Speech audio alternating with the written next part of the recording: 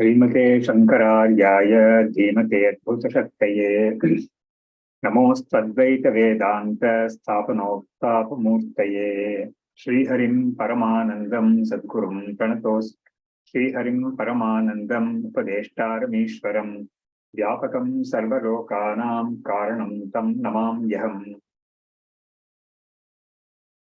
अपरोक्षानुभूतिर्वै प्रोच्यते मोक्षसिद्धये सद्भिरेव प्रयत्नेन वीक्षणीया मुहुर्मुहुः।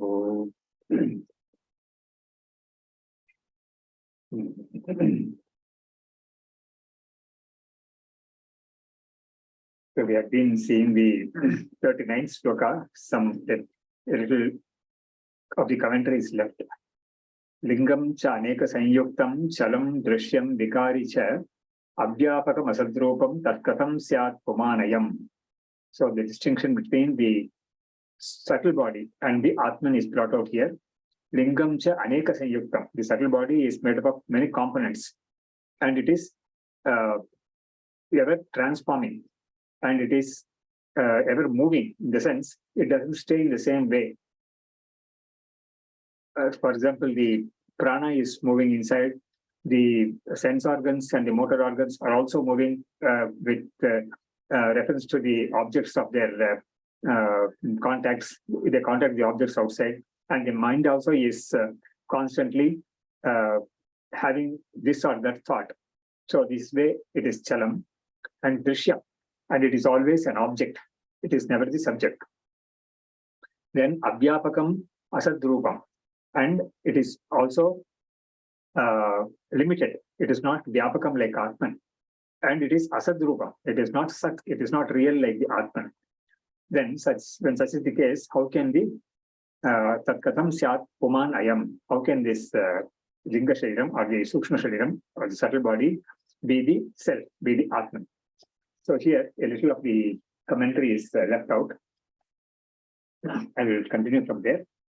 Anayorvi bhede linga dehasya vailakshanya suchakani visheshananyaha aneketi. So the certain features that bring about the distinction between the Atman and the linga shariram are brought out here. Aneka sanyuktam deva manushyadi nana sthula sharira sambandha yuktam. So every time the jiva gets a body, new body, that is birth. Actually, what is happening is the sukshma shariram is getting into the body. The sukshma shariram, which has continued to exist from time immemorial, anadi, it keeps on taking body after the body. So the sukshma shariram is constant, whereas the sthula shariram is changing every time. That is, it gets birth and then it gets death also. So it is born and it dies also. Whereas the sukshma shariram, it doesn't born and it doesn't come into existence or go out of existence in the same way the body is coming into existence and going out of existence.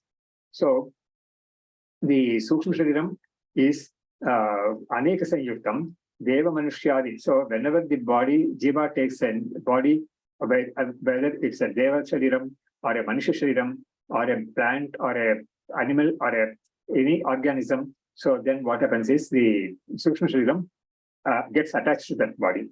And then nana sthula manushya deva manushyadi nana sthula sharira sambandha yuktam.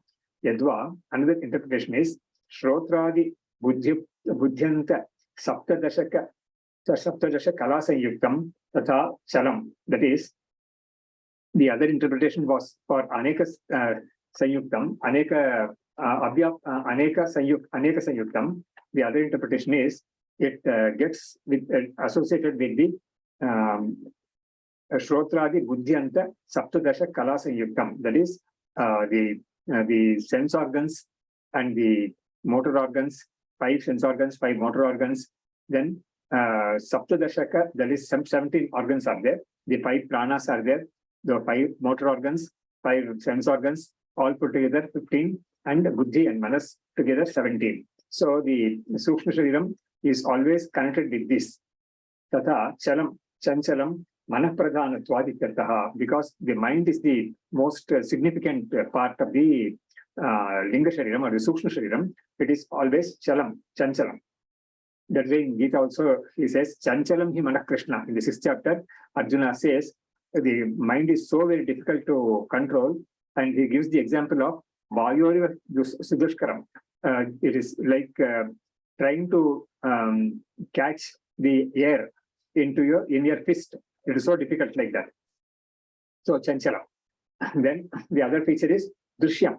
Mama idam shrotram, mama idam manaha ityadi, mamataspadattvena atmanaha upasarjanabhutam cha punar vikari upachayadimat. So another feature of the Linga Shariram is it is always an object, in the sense, just like a person who is a subject is having, for example, his pet dog along with him. So he doesn't say he is the dog, he says it is my dog.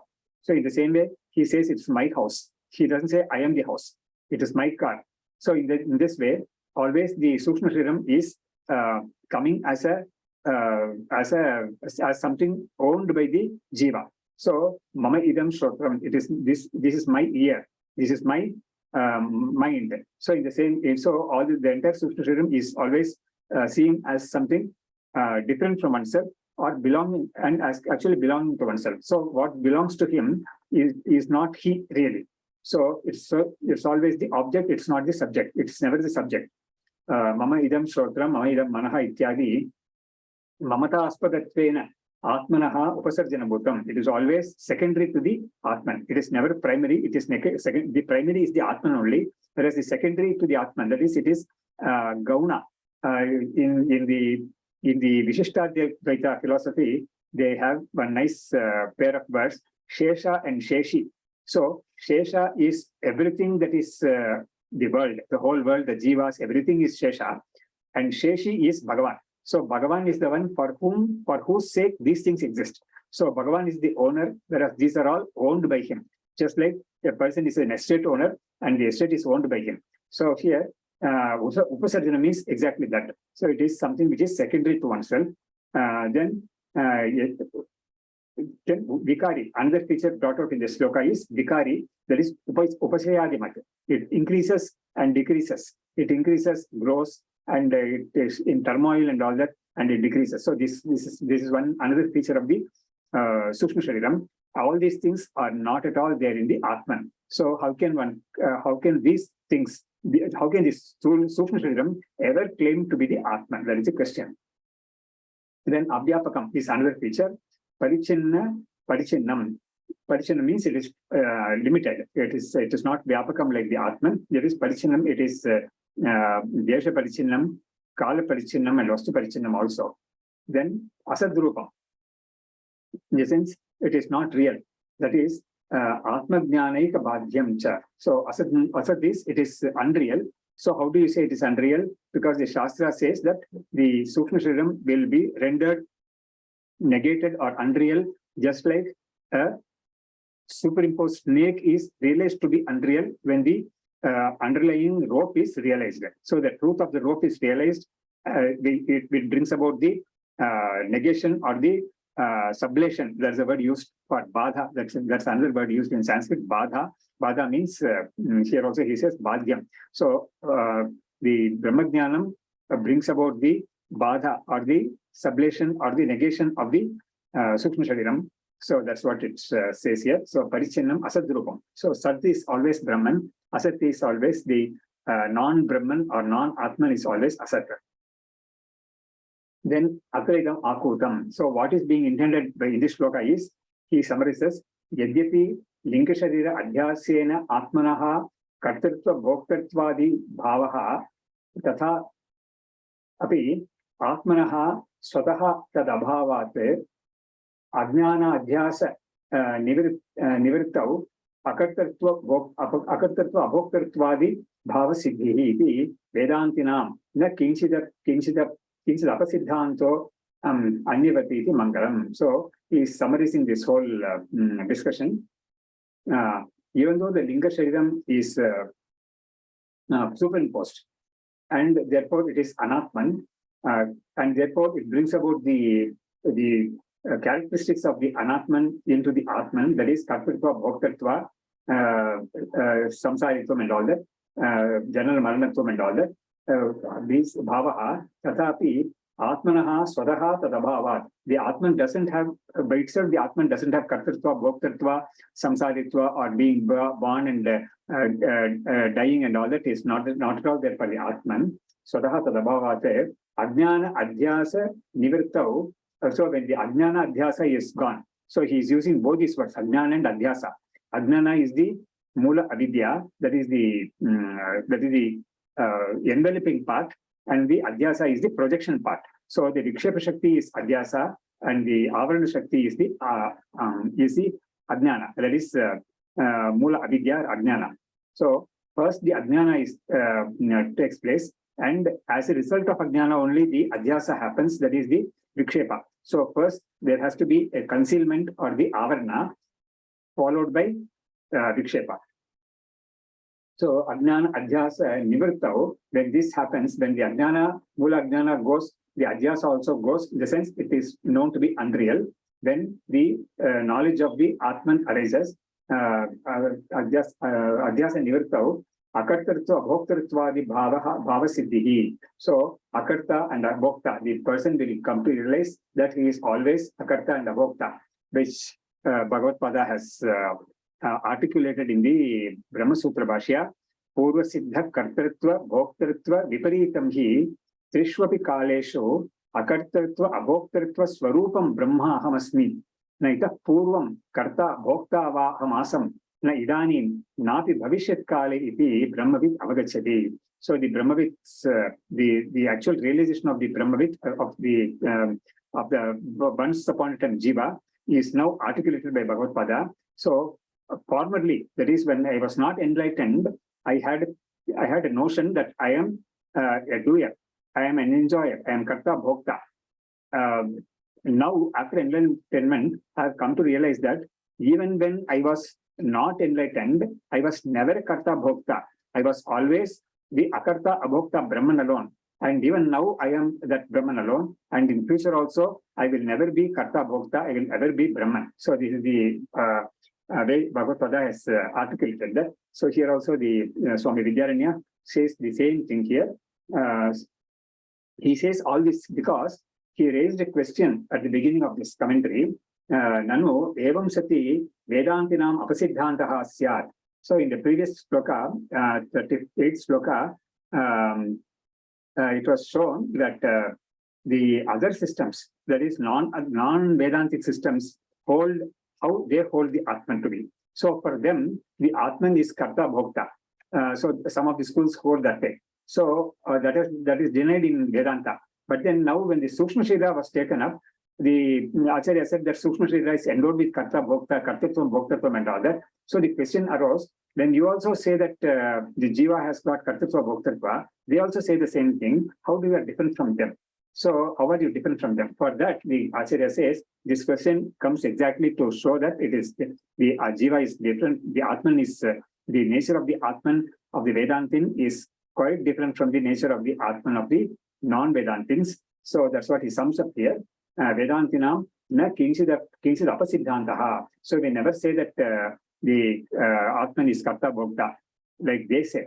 So, so that is what this shloka has come to clarify to us and confirm to us. So, evam de, so the 13th shloka, lingam chaneka sanyuktam, chalam drishyam vikaricha, abhyapakam asadrupam, tat katham syat pumanayam. So we have finished the 39th shloka. Now we will move on to the 40th shloka. Evam dehat dvayadanyaha atma purusha ishvaraha sarvatma sarvarupascha sarvatitoham abhyayaha. So all these shlokas are for contemplation. That first person aham is there. So just like manobudhi ahankara sittani naham, that aham is used in all these shlokas. Evam dehadvayad anyaha.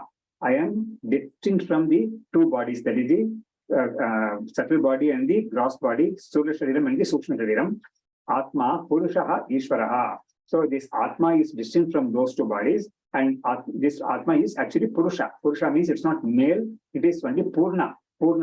It's the one who is, the Atman is the one which is residing in all the bodies and all the other objects also. So the residence of the Atman in all other objects is not like the way the residence in the residing in the bodies. In the residing in the bodies, the Atman is said to be Niyamaka or Antaryami. Whereas in the case of insentient objects, there also the presence of Atman is there, but then the Atman doesn't do any niyamanam there because there's nothing to control there. Whereas here, in the sense, the sense organs, the pranas, and all that, they do their function only because of the sentience that is present in them. That is because of the Atman. Whereas in the inert objects, the antakaranam and all that is not there. So even though the Atman is there, it doesn't do anything to the inert objects, excepting yielding them existence and shine. So asti and bhati, these two things are there in the objects also because of the Atman's presence there.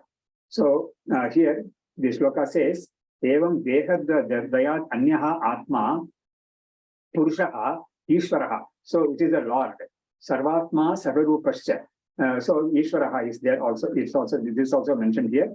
The Jiva is actually not Ishvara. Sorry, the Jiva is not, the Atman is not, or the sentient entity in the body is not a limited Jiva, but it is the unlimited or the infinite Ishvara, that is Brahman. So the word Ishvara is used in the sense of Brahman and not in the sense of Saguna Ishvara.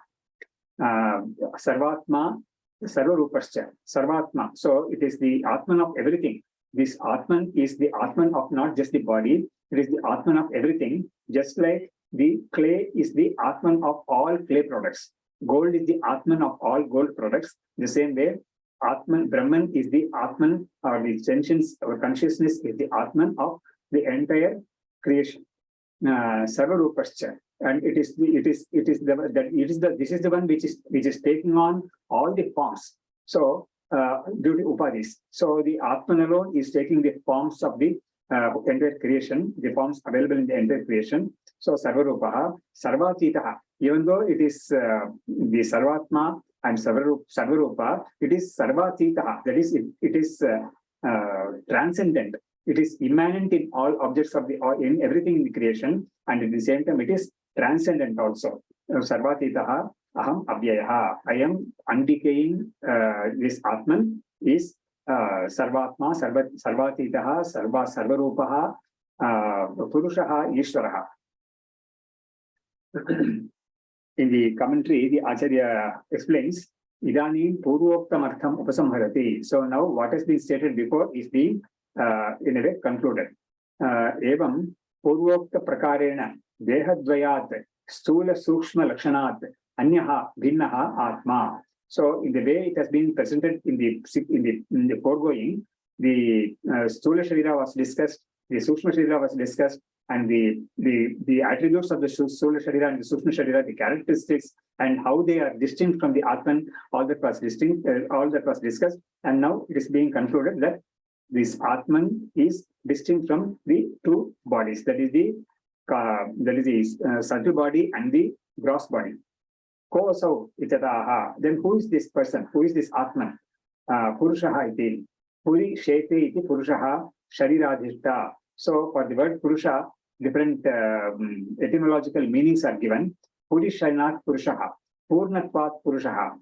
Purnam Sarvam Anena iti Purushaha. So this Atman is called Purusha because it resides in the body. Pura is body. So in the body, Puri, it resides. So that's why it's called Purusha. Puri Shete iti Purusha. Then Puri Shainat Purusha. Then Purnatvat, it is the one which is pervading everything in the creation, in and out. So that way it is Purna. So these are some of the definitions given for the word Purusha. Puri Shete iti Purushaha. Sharira Adhishtata, what it means is the Atman is the one which presides in the body, which is the body-mind complex. So the Atman is the one which presides there. That's why it's called Purusha. Devo Devalaya Prokto, Jivo Deva Sanatanaha, Tejed Ajnana Nirmalyam Soham Bhavena Pujaye. So the shloka says the Deha, the body, of course, the body-mind complex is a temple, and the Jiva there in the temple is the Lord there, the one who is presiding in the temple. So just like whenever we do puja, we remove the earlier days flower and other things which we have offered to the deity there, and start the puja afresh. Here also the shloka says the one which was superimposed on that deva is the ajnana, that is a nirmalyam, and that has to be given up. And one has to contemplate that he is non-different from the one who is doing the puja is non-different from the Lord that is residing in the body. Tarhi kaha jivaha ishvaraha. So tarhi kim jivaha netyaha ishvaraha iti. So once it is said that the Atman is a Purusha that is presiding in the body, presiding over the body, then you see not the Jiva. The shloka says, no, he is not the Jiva, it's actually Ishvara. Tatra hetuhu sarvatma iti. How do you call this sentient entity or the consciousness in the body Ishvara? For that, the reasons are given in the second line, sarvatma. Tarhi dvaita hanihi. So when you say that sarvatma, you accept that there is multiplicity. Sarva is there. Only when sarva is there, you can say sarvatma. So how can you say that you are an Advaitin and also accept that there are things outside things in the creation which are all in the plural? So how can you say that? So Puri Tarhi Advaita Hanihi Syat. So for that objection, the other word next epithet comes Sarurupaha with it. So no, actually it is not. There are not many things, and this Atma is residing in so many things. There is actually those many things alone. Atman is actually those many things alone. Sarvatma. That is, this is Sarvarupa. So the Atman is the one which is taking all the forms in the creation, whether Jada or Ajada. Everything is the form of the Atman only. So that way there is no contradiction for Advaita. So these are all only forms, just like the ornaments are all forms of gold only. There is no contradiction there. You can't say there are two things, gold and gold ornaments. Actually, the ornaments are gold only. So the gold is alone has taken these forms of these ornaments. In the same way, the entire creation, even though we see multiplicity, is actually the form of the various forms, Vishwarupa, of this one Atman. Evam sati vikaritvam syat.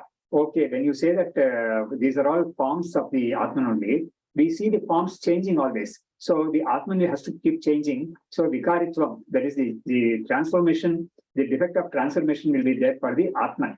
That objection arises. So for that, the shloka says, sarvatitaha. No, that kind of fault is not there for our Advaitic Atman. This because the Atman is transcendent. It is immanent and transcendent. This is a very nice term used in the Western philosophy. So immanent. So God is immanent in everything, and God is also transcendent. So the Atman is immanent. It is pervading everything in and out, and at the same time, it is untouched by the creation. So that's called Sarvatita. So here also we can recall the scheme of the Mandukya Upanishad, where the Sthula Sharira, the Sukshma Sharira, and the Karana Shariram are discussed, and finally the Turiya is shown to be transcendent of above all the three. So the Turiya is the one that is the pure Atman, the pure consciousness, which is called Brahman, is the one which is immanent in all the three states, in all the three bodies, that is Sula, Sukshma, and Karanam. The Atman is the one which is immanent there, and it is also outside, that is, it is also completely distinct from the three bodies or the three states, and it is transcendental. And that transcendental Atman alone has to be realized for liberation. It is not the one which is immanent in the creation. So the Turiya has been presented in that Upanishad as totally untouched by the creation. Nanta pragnam, na bhi pragnam, no bhayata pragnam, na pragnam, na pragnam, prajnanam. So the Upanishad says it negates the whole creation.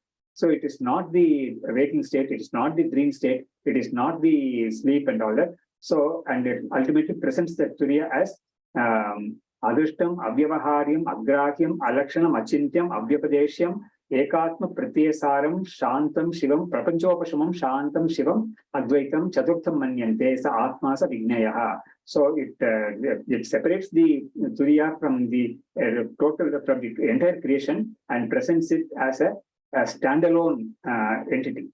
That is the one which has to be realized. So here the Sarvatita word has so much power, it conveys all that. Etadrisha atma chet asti tarhi kutaha no upalabhyate itadaha. Okay, you have said the atma is sarvatma, it is sarvatitaha, it is sarva rupa and all that. When such an atma exists, why is it that we are not able to realize it? That's the question. Ahamiti, aham pratyakshaha, aham shabda pratyaya alambanattvena sarvadosha sarvada upalabdhi swarupaha ityarthaha. So in the shloka says sarvateto aham abhyayaha. So the shloka says I am the Atman which is distinct from everything. So what is the problem? So the Atman, the shloka actually gives the reply to this question. Why is it not realized? So actually I am the ever conscious swarupam, and I am the ever realized one. So aham atma, aham pratyaksha, aham shabda pratyaya alambanattvena. So the word aham is used here in the sense that it is the Atman which is indicated by the word aham, and it is indicated by the understanding or the meaning of the word aham. See, in the world, when we say I go, I come, I ask, I listen and all that, that I is actually the ego. So it is always connected with the body-mind complex, so in one way or the other. So that is how the I is used by us in the world.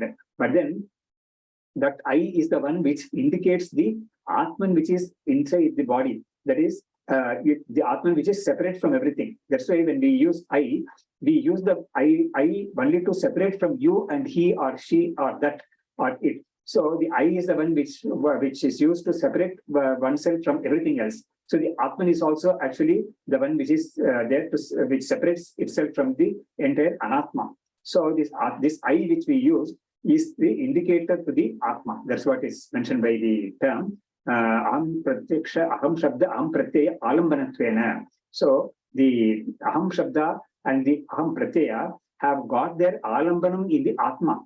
So that's why we are using this word I, even though it has not been taught to us by anybody. The concept might be there, but the language might be taught by the mother to the child, but then to the baby. So the concept will be there because the baby, the moment it's born, it is able to distinguish itself from the others. So that's why it expects someone or the mother to feed it at the proper times and all that. So it understands itself to be distinct from others. So here also the Acharya says, aham pratyakshaha, aham shabda, aham pratyaya alambanattvena sarvada upalabdhi swarupaha. So I am the Chaitanyam which is always existing as the one which illumines the whole creation, which illumines the mind-body complex and the mind especially.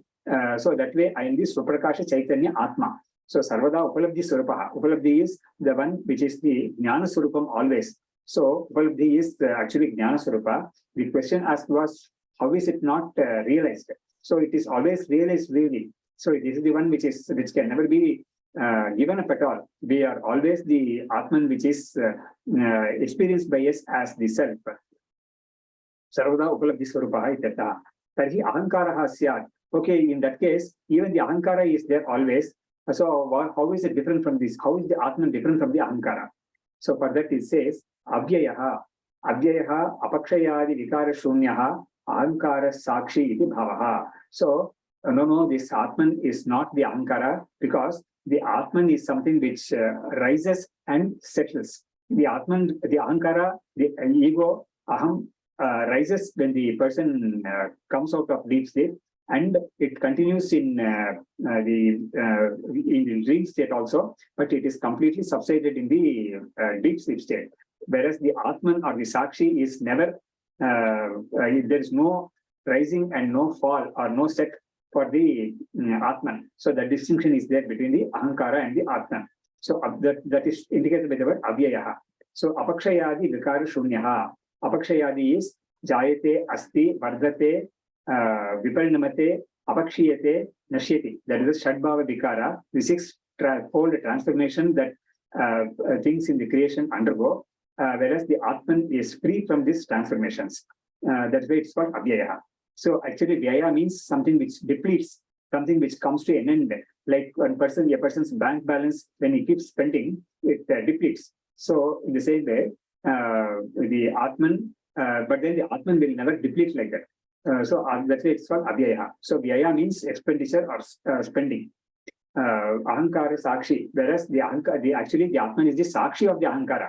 So the Ahankara is always the witness there. It is not the witness. So it is ever the object. It is never the subject. So the Atman is a subject which always witnesses or illumines the Ahankara. So the Ahankara can never be the Atman. So that's how the sloka ends here. The explanation also ends here. Evam dehadvayad anyaha atma purusha ishvaraha sarvatma sarvarupascha sarvatitoham avyayaha.